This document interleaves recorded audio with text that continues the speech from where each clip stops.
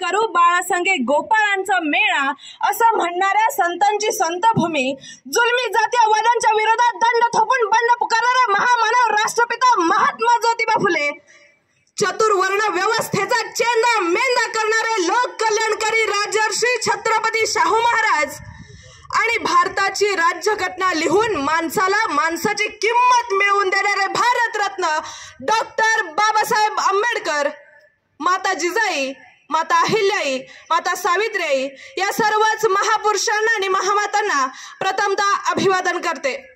श्रोते हो, ज्यावेळी या भूमीमध्ये धर्म अधर्माचा मुखवटा एक होऊ लागला होता, पाप पुण्याचं व्यापारीकरण सुरू झालं होतं, अनेक वर्षांपासून चतुर्वर्ण व्यवस्थेखाली समाज पूर्णपणे दबला गेलेला होता। चार वर्णांमधनं 4000 जाती निर्माण झाल्या होत्या। माणसांपेक्षा दगड धोंडांना जास्त किंमत होती। नदीतल्या गोट्यांना गोट्यातल्या शेणाला आणि भोजनाच्या पंक्तीला भलताच भाव आलेला होता। सामान्य माणसांच्या, कष्टकऱ्यांच्या आणि अस्पृश्यांच्या अंगावरती कोड आलेले होते।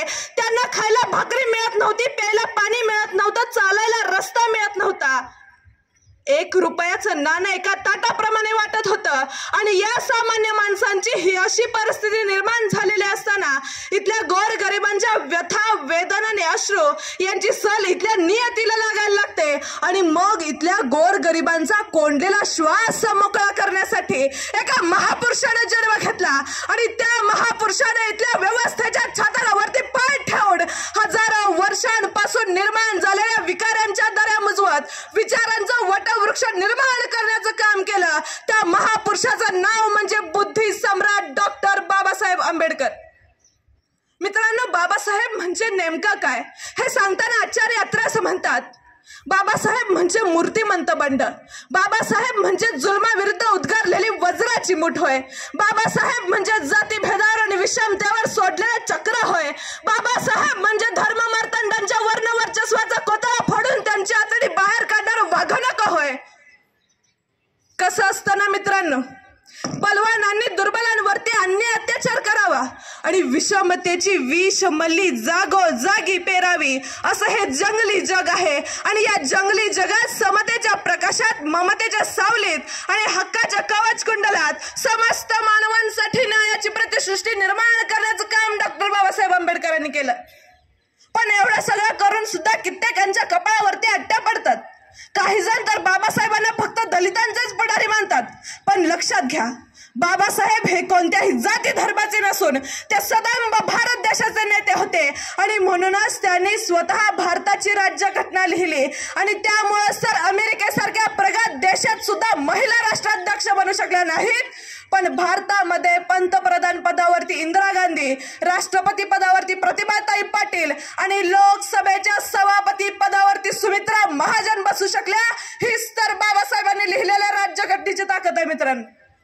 देशातील सर्व जाती, धर्म, पंथ, लिंगभेद इत्यादींपासून संरक्षण देणारी राज्यघटना ही बाबासाहेबांनी लिहिली गेली आहे। समाजाची पुनर्रचना ही समता, स्वातंत्र्य, बंधुता आणि न्याय व्यवस्था या तत्वांवर व्हायला हवी। जातीभेदाचे निर्मूलन होऊन सर्वांना समान संधी मिळावी हे बाबासाहेबांचे जीवन कार्य होते आणि ते आम्हाला विसरून चालणार नाही।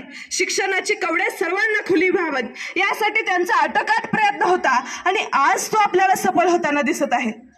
खरं तर बाबासाहेबांनी भारतीय संस्कृती व विचारधारा विचारात घेऊन रात्रंदिवस काम करून एक उत्तम, आदर्श व लवचिक ग्रंथ, त्या स्वतः आजारी असताना देखील 2 वर्ष 11 महिने 17 दिवस सातत्यानं समतोल विचारांची कल्याणकारी संविधान या देशाला अर्पण केले आहे आणि याच राज्यघटनेमुळे भारतातील राज्य व्यवस्थेला सदृढ, सक्षम, समर्थ बनवून प्रचंड ऊर्जा व शक्ती लाभली आहे आणि याच संविधानाच्या तत्वावर देशानं उचललेलं अत्यंत महत्त्वाचं पाऊल हे प्रेरक ठरताना दिसत आहे। खरं तर इंग्रजांनी या देशाचा संपूर्ण ताबा घेण्याआधी हा देश राजे, राजवाडे, संस्थानिक आणि नवाब यांच्यामध्ये वाटलेला होता। हजारो वर्षांपासून उच्च निस्तेच्या आणि जातीपातीच्या जोखडात अडकलेला होता। अशा सर्वच आघाड्यावर विखुरलेल्या देशाला स्वातंत्र्य, समता आणि बंधुता या त्रिसूत्रात बांधण्याचं काम संविधानाने केलं। जो वर्ग हजारो वर्षांपासून उच्च निस्तेच्या आणि जातीपातीच्या जोखडात अडकलेला होता, अशा सर्वच धर्मांना, समानतेच्या सूत्रात बांधण्याचं काम संविधानानं केलं. खरं तर डॉक्टर बाबासाहेब आंबेडकरांना भारतात राजकीय लोकशाही बरोबरच सामाजिक आणि आर्थिक लोकशाही निर्माण करायची होती.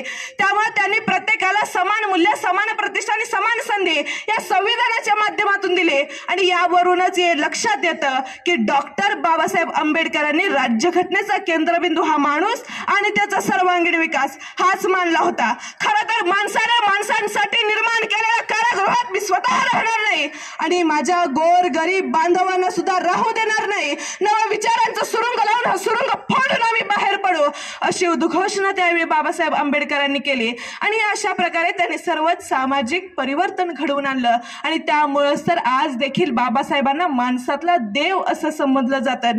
याचं कारण असं आहे की बाबासाहेब हे असे भूमिपुत्र होते ज्यांना मातृभूमीला बसणाऱ्या चटक्यांची जाण होती आणि त्यांच्या ओठांवर देशाच्या प्रगतीची गीता होती. आणि त्यामुळेच प्रत्येक भारतीय तरुणांना बाबासाहेबांच्या विचारांचा वसा आणि वारसा पुढे नेण्याची गरज आहे.